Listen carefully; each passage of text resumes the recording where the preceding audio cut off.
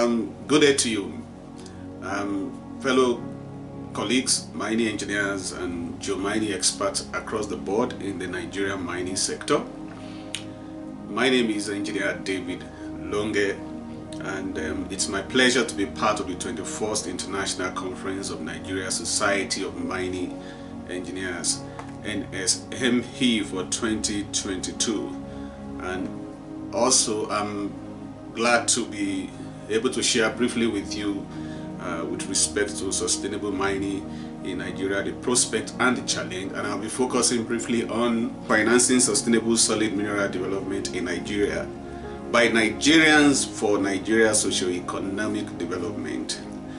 As an undergraduate at the Federal University of Technology, Akure in Ondo State, I began to be exposed, being taught by the foremost mining engineers, so to say, in Nigeria, who are my doctors and professors, and to the capital intensiveness of the financing mining projects in Nigeria and globally.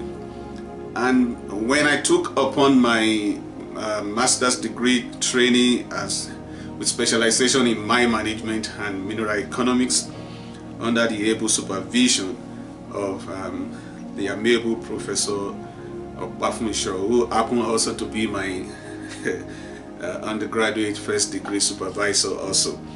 And I was given a term paper that exposed me further into researching the possible financing of mining and mineral resource in Nigeria. And I remember vividly that my term paper spoke to small-scale mining activity across Nigeria as a panacea to poverty reduction, and that exposed me pretty much into researching financing mining and mineral resources, particularly solid mineral in Nigeria. This gave me a background, okay, and this began also to open me up to the great mineral wealth and in Nigeria, and how the mining resource, solid mineral resource, can begin to be financed. Okay, and so this is what led me into the world of mineral resource and investment portfolio management. So looking at the prospect of sustainable mining in Nigeria, it's very great, particularly towards local industrialization, and talking about value addition, which will lead into sustainable wealth creation, sustainable job creations for Nigerians, and it will also accelerate local industrialization, because we all know that mining is a bedrock for industrialization, because the mining raw materials, semi-finished product and the finished product, delivers to different kind of sectors of the economy, has their own raw materials for productivity as well, which will eventually enhance the capacity of the country to become a producing nation. So the requirement for sustainable mineral resource development towards financing, if you want the mineral resource that you have, solid mineral resource, to be financed, there are requirements from various kinds of investors, and I will just briefly quickly take us through the basic requirements. Okay, there are different minerals resources reporting code for different nations, and it depends on the kind of investors that you find to invest in the mineral resource. So, but many mining geological associations across the world, in South Africa, Europe, America, and the rest of the world, have different codes which are similar to the existing one, but there was a committee of mineral resource international reporting standard that was established somewhere around 1997, which determines the various reporting system and code that is required by investors before they can begin to talk about investing into your mineral project. This is where you know the importance of mineral resource experts like the mineral economics and those who are now trying to specialize in mining project management. But most importantly, mineral economics are required here, and mining engineers also are required, because there are standard that has been put together like a unifying standard and guidelines that will make your mining reporting technical document acceptable to possible and probable investors. Okay, and there are requirements also and vetting for the different organizations and professional individuals who are qualified to be able to produce this geotechnical document for possible mining investment. You know, in mining we've got scoping, pre-visibility and visibility studies. Many people across Africa do not have the capacity to produce the acceptable standardized document, of which the major among them is N943-101, SAMREC from South Africa, JORC, this is from the Australian Code for Reporting or Exploration Result, and quite other ones that I will quickly see if I am able to show to you. In Brazil you have the CBRR, Europe and United Kingdom they use PERC, and Russia use NAEN code. All of them, there are basic standard and categories that the authorized producer of that document has to follow for it to be tenable for investment purposes.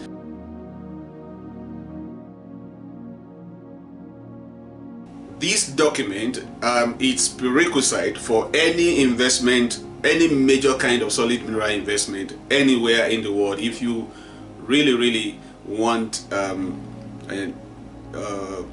serious and trusted investors, all right, so this document must be done by the certified authorized expert. Without this, there will be no interest. This is the beginning point of interest for financing your mining and minerals resource project, and these are expensive documents to prepare, and perhaps the minimum you can begin to look at in budgeting for the production of this document is about $1 million US, because they have to geotechnically analyze every part of the exploration onto pre-development of your mineral resource and resource estimate and all of that is required to produce the visibility report, which contains all the basic requirements and financing of the mineral resource project. And other document that may be required alongside will be the certified mining license or concession, which is usually a must, and extensive environmental impact assessment, and according to the law of the country that you are dealing with or the requirement of the investors also, they will be able to give you a list of what they want before they can begin to show interest and trust that your mineral resource is worth investing into. So for operational mines, you may need to also provide some basic technical and economic summary to entice the investors. All right, so let me quickly show you the different types of investors that we have available in the mining sector who may be very much interested in showing interest in supporting or investing into your mining project. Usually we have investors in the category of joint venture investors who are willing to partner and create a joint venture company with you if they are satisfied with the basic requirement. And then I must also say that you must definitely be ready to provide a simple pitch, maybe one page project summary before they will require for all other geotechnical document, which is like a pitch deck, one page summary. And if you're able to produce a video summary also when you are pitching, or 5 minutes pitch deck video can be a very useful tools for you to be able to poach investors, and it must be prepared by professionals to be able to entice the possible investor. So some of the available investors are interested in forming joint venture partnership with you. They are also, some might even be ready to have an outright purchase. We can have corporate organization or individuals who are ready to partner with you. Some just want to be off-takers who want to take the product, and some off-takers are willing to invest certain amount of money to increase your productivities. We also have financial institutions like the hedge funds, the pension funds, venture capitalists who may also show some possible interest in financing your project. A quick one in looking at the sources of funding for mining and mineral resource project is that we have different types of sources of financing. One of them is debt financing, and in debt financing, it's not an area that is very juicy or very encouraging for many startups, because it can be very burdensome, and the requirement of debt financing usually is very tasking on the young mining or junior mines. But big mines, medium and large scale mines are able to accept debt financing based on track record on their successful productivity over a period of time. Another available source of financing is the humanitarian funding finance, or you want to call it social impact financing. This is emerging and is creating more opportunity for mining, solid mineral industry to be able to access finance. There are possibility of government financing through what we call mineral resource funding. This is not usually a huge amount available for financing mining projects, but if you are a small scale mines, possibly you might be able to access some of these funds locally. But from my experiences, equity financing is your best bet, wherein you are able to satisfy all the requirements of these equity funders. So from my experience with equity funding, you have a high net worth individual who falls into this category. You could have venture capital company, and even some of these hedge funders, fund management company may be ready to have an equity stake in your production as long as it satisfies what they were really looking for. I remember like 2 months ago I was contacted from Australia that they needed bauxite, but it must be at the level of sustainable production level. They want to acquire some equity in the operational bauxite company because they want to produce aluminium, and they were ready to give a very high take a very high stake in the organization. Some funders can take as high as 80%, some maybe 60%. It depends on what you are able to negotiate sometimes, and sometimes it will also depend on the local laws, that is local mining law that governs the operations of mining in the country. All right, so equity funding is very convenient for emerging mines and growing mine or new mine.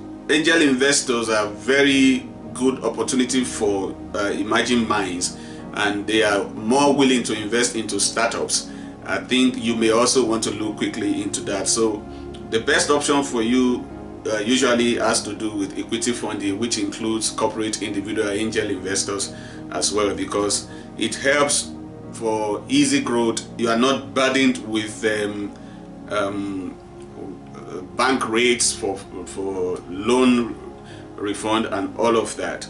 And usually also angel investors do not usually partake of the administration and management of the organization. They usually venture capitalists, in other words, they are always more involved in the management of the organizations, but angel investor will be silent partners in your organization. They just want to make their money, and they are usually the earliest investor who trust in what you are doing.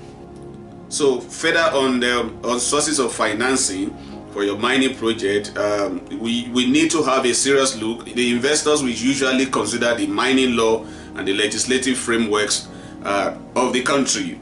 It has been a discouragement for so many investors wherein they give up on their interest in financing mining projects. And mining taxation and incentives are also factors of serious consideration. And local content also can be another factor of consideration. Some of the unique sources of finance, sustainable financing for mining projects, having considered all that has been said so far, includes banks, commercial banks. Some will want to go to the money market with IPO, or what you call mining stock. And then there are non-bank financial institutions. We have angel investors, I've mentioned. You also have equity investors and high net worth individuals, hedge funds, pension funds, venture capitalists. And it will interest you to know that there are individuals that just want collaterals. They would even want you to use the asset itself as a collateral, and non-collateral funding also are also available. I've also spoken about government grants and social impact funding. For loan, you must be able to demonstrate to the banks or whoever is providing you loan capital the payback model. Usually you will not win with banks as a startup. You need to be very conscious of that. In closing, I'd like to quickly give you 2 or 3 access to funding that may be of also interest to you. And I have access to 20% equity funding, which means they will need you, like most investors also will need you to be able to prove your capacity to manage funding. 20%, they require you as the owner of the asset to be able to provide 20% of what you are actually looking for, and we will be able to provide the remaining 80% over a period of 12 months, which means if you need 100 million US dollar for your project, for instance, you are supposed to be able to demonstrate that you have the proof of funding of 20% of the total fund you are looking for. They are not asking you to deposit this money into their own account. They just want you to prove to them, authenticate to them, and they have their own way of vetting that you actually have you actually own 20% of what you are looking for. This is a very convenient way by which you can finance your mining project sustainably. And at the end of the day, you are able to also to convert funding into equity funding over a period of time. If you demonstrate within that period that they are giving you the funding, maybe after a year or 2, you are able to demonstrate that you are able to manage the funding very well, and you are giving some grace period up to about a year for you to start returning the money as will be agreed with you. And then there is another very interesting access to mining and mineral funding through certain mining banks that I also have access to, and they are also able to provide you up to maybe 10%. They will take 10% equity or to 40% equity of the stake of the project. And then there is a third one that I will say quickly in closing. It is called the non-recourse loan via the bank instrument that is called SBLC. For details on all these means by which you can be able to source funding for your mining project sustainably, you might just contact me. You maybe through Madam Ibiyemi Ibikule, or you just look into the description if you are watching this on YouTube, and you'll be able to see a means by which you can contact Engineer David Longe. I want to thank you for the opportunity of listening to me, and I believe I've been able to encourage and inspire you to have your mining project sustainably funded without stress. Thank you, and God bless.